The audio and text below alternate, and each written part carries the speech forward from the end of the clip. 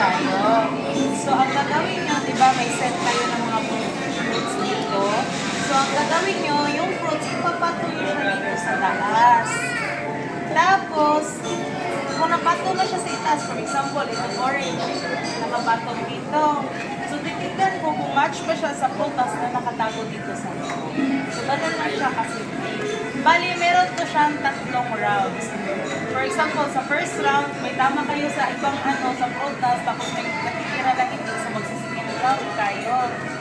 Yung third round, yun yung purpose na ma-match mo talaga silang lahat. Ha? Sige. Malalaman nyo kung tama yung prutas, kasi yung prutas na yun, stay lang siya. So, kumbaga, magdadagdag na kayo, tsaka ipapalit nyo lang siya. Okay, narila kayong dalawa. Tapos, 3 rounds lang talaga. Sige. Kita na ba kayo? Sige na tayo ha. Pagkabilang ko ng 3. 1, 2, 3, patong! Sige. Patong pa kuya. Patong pa. Patong pa kayo. Patong lang. Saan nyo nakusuan kung ano yung prutas na tamang at pakilapatungan nyo? Okay. May isa ka pa kuya. Patong mo. So, ganito siya. Si kuya, tama yung saging niya. Si ate naman, kahit isa walang tama. So, kunin niyo ulit ito. Ito ulit. Sa'yo kuya yung kunin mo kuya. Kunin mo lahat sa'yo ate. Yes. So, ito bananas seafood to kasi tama. Ngayon, alam mo naman natin na dito yung banana. So, kunin ko yung banana. Ilalagay ko rin. Ayun.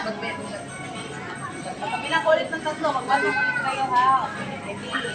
1, 2, 3, patong! Okay. Patong lang kuya.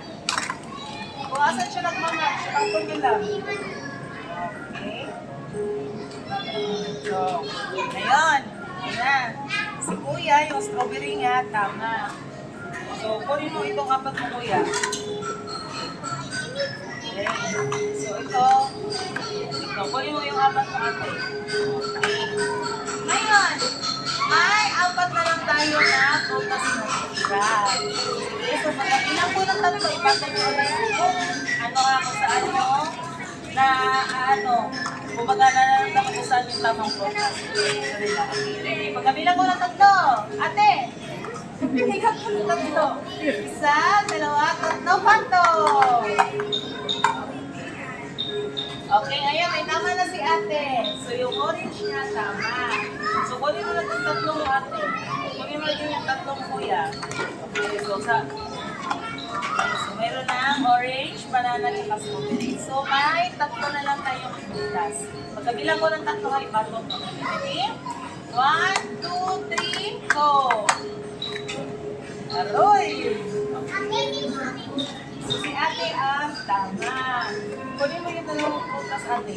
Tapos kunin mo din yung 2 prutas mo. Sige, ngayon 2 na lang yung prutas. Ngayon, magbibigay ako ng clue kung saan nakapusto yung prutas. Yung isa dito banda, yung isa naman dito banda. So, kung ano yung ilalagay ko, kung nararamdaman kung saan yung prutas, ako yung dito banda at saka dito. Sige, pagkabilang ko ng 3 ha. 1, 2, 3. Wala. Kunin ko ulit yung 2 prutas. Ulitin ko. Yung 2 prutas na tira. Dito siya nakahila at saka dito. Okay? So yung 2 prutas dito nakapwesto at saka dito. So dito nyo lang ipapatong. Okay? So ate ba, halimbawa ate, kung ito siya apple, dito mo ilalagay yung apple. Kung grapes naman dito yung grapes. Ganon dito sa'yo kuya, okay? So kung asan lang nyo nararamdaman, kung asan yung prutas. Okay, pagkabilang ko ng 3, ipwesto nyo na ha. 1, 2, 3. Wala pa rin. Wala na ako ha. Oh, last na. Hindi na ako magbibigay ng clue. So sige, ready? 1, 2, 3. Okay, may panalo na tayo. Si kuya ang panalo. So ikaw yung panalo kuya. Ang galing.